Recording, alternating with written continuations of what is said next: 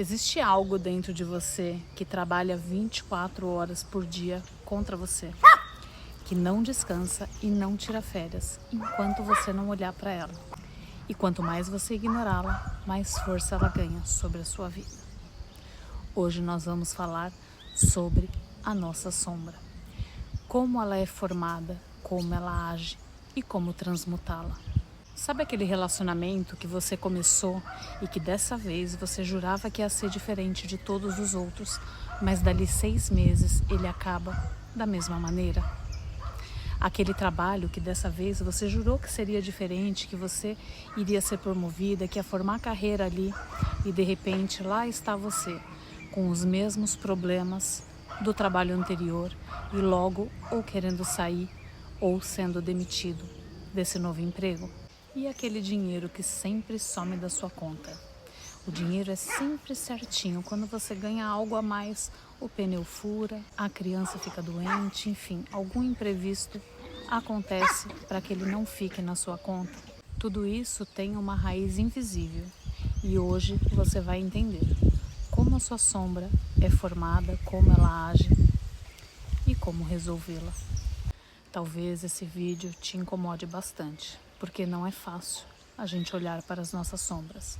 Mas eu preciso te falar que as nossas sombras, elas escondem o nosso maior tesouro, que está enterrado nas profundezas do nosso inconsciente. Segundo Jung, as sombras são as nossas qualidades desagradáveis que nós gostamos de esconder até de nós mesmos. Ela é tudo que nós reprimimos durante toda a nossa vida.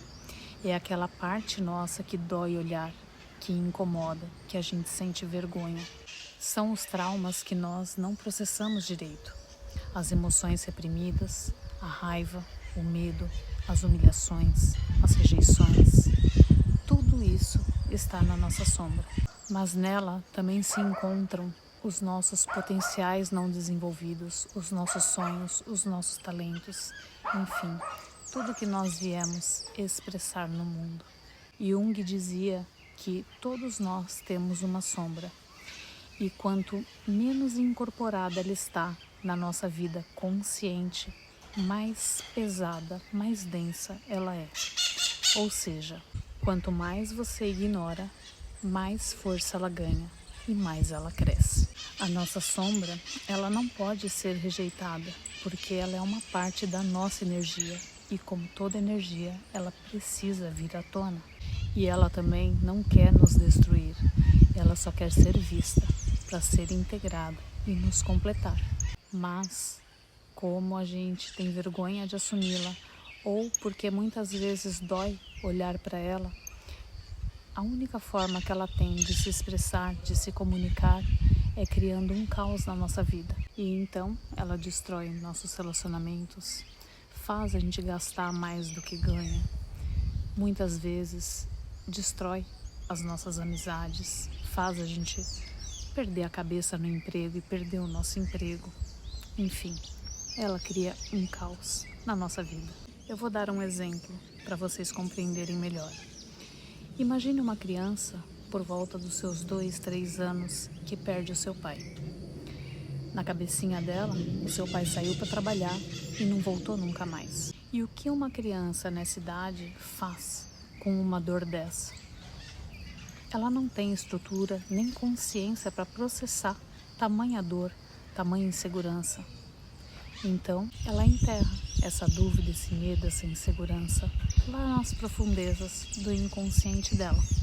Mas quando essa criança cresce e vai seguir a sua vida, ela nunca consegue avançar.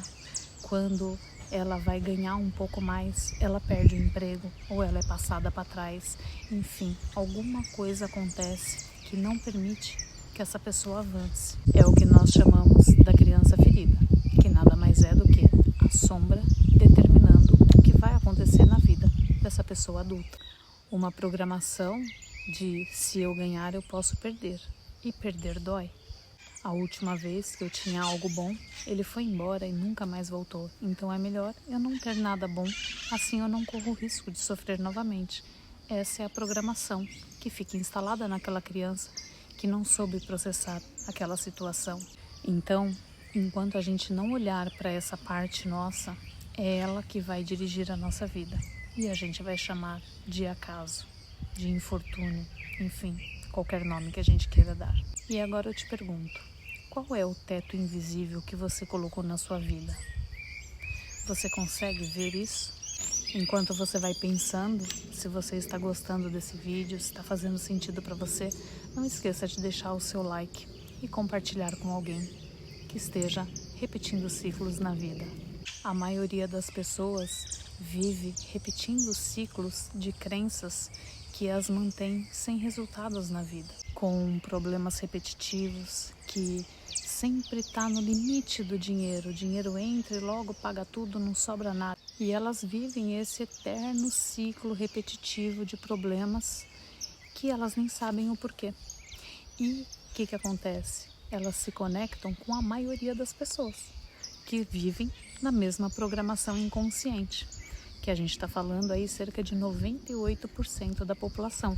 Então a gente acha que isso é normal e continua seguindo a vida apenas sobrevivendo, não entendendo que Deus nos criou para algo muito maior e não simplesmente para sobreviver. Então, essa é a nossa sombra agindo na nossa vida. A nossa sombra tem 2 mecanismos de defesa para se manter escondida. Um é a projeção e o outro a racionalização. A projeção, como o nome já diz, é quando nós projetamos no outro aquilo que nós não queremos ver em nós. O outro, ele é sempre o nosso espelho. Então, sempre que alguma pessoa te incomodar profundamente, você precisa pensar: o que essa pessoa está querendo me mostrar que eu não quero ver? Porque ela é um portal para você acessar a sua sombra.